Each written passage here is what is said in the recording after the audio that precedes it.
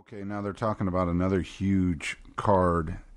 UFC 210 in Buffalo is rumored to have DC versus Rumble 2, Jose versus Holloway, Frankie Edgar versus Ricardo Lamas, and possible Chris Weidman versus Gegard Mousassi.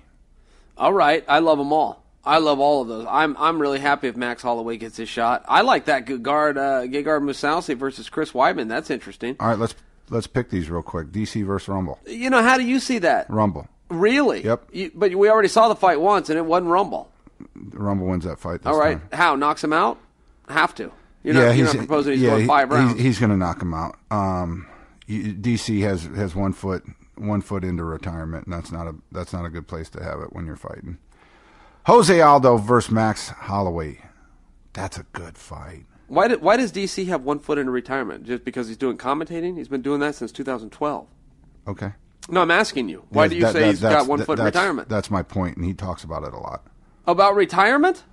Yes, about what he's going to do after he's fighting, which he's already doing it. So, yeah. And based on how he looked against Silva. And he's been hurt twice. And he's getting older. So, yes, I got Rumble. Good enough. Aldo versus Holloway. I hope like hell Holloway pulls it off. I got to go with Aldo. Man, I'm going to go with Maxie. I hope you win this.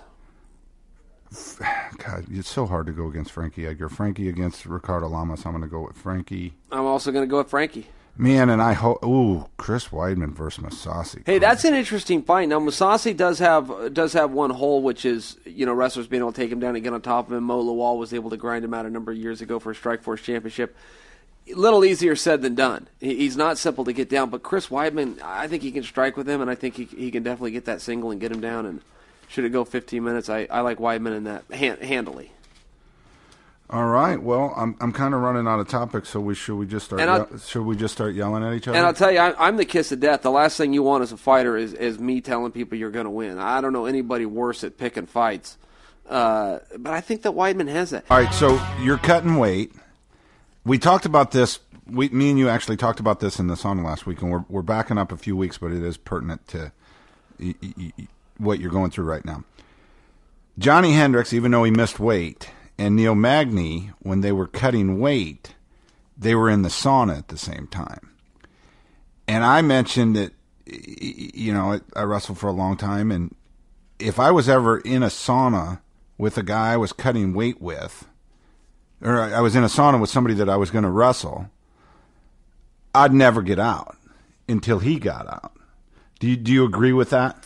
Oh, yeah. No, that had to be a showdown. When those guys got into the sauna, and they're both hurting and they're both sweating, and you see the other guy in there, you can't get out until he gets out. And I'm sure that crossed their minds. Now, one of them had to concede and get out.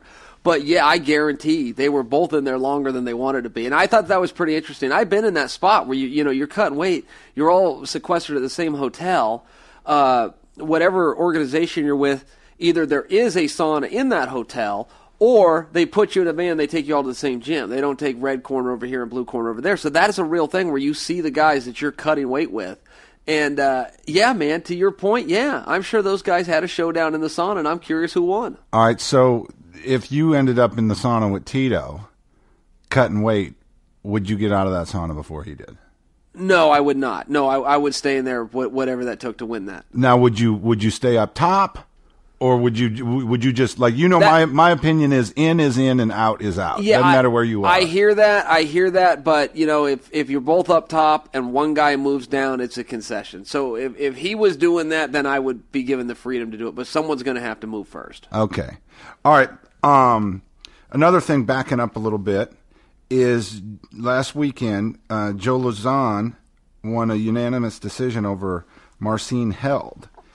Afterwards, and during this week, Joe said, "Hey, man, I lost that fight." It wasn't a split decision. He got a unanimous.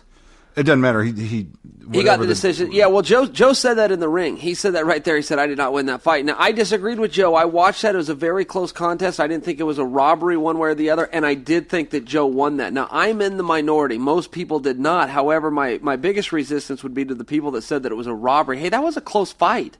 There was one round apiece that was pretty clear. And there was one round that was a close round. And I could see 2-1 for Joe. Right. I could see it for Held too. If Held won the fight, I'm not complaining there either. But there was no robbery. That part did surprise me. I've got to mention this before we continue on. I'm a little bit tired. So this hotel that you're staying at, I mean, this is one of the Ryan Parsons said, "Hey, this is one of the nicest hotels down here." I imagine the rooms are $400 or $500 a night or something. I hadn't bought anything in the store until about an hour ago, and I bought, hotel prices. I had a Monster Energy drink, some gum, and I think a candy bar, and it was $11, which is a lot of money for those 3 items. That's hotel prices. She then asked me with a straight face, "Do you want a bag for 10 cents more?" And you said? I just laughed. I was like, "Now, no. Is that like a fancy commemorate bag, or this is just to put your stuff into a sack?" To put the stuff into a sack costs 10 cents. Well, that's garbage business right there. They should be giving them away, and if they want to add that inflation or add that to the price, that's what they do. You don't do somebody like that. Hey, I'll tell you somebody that's going to get sued, and I'm just going to call it now.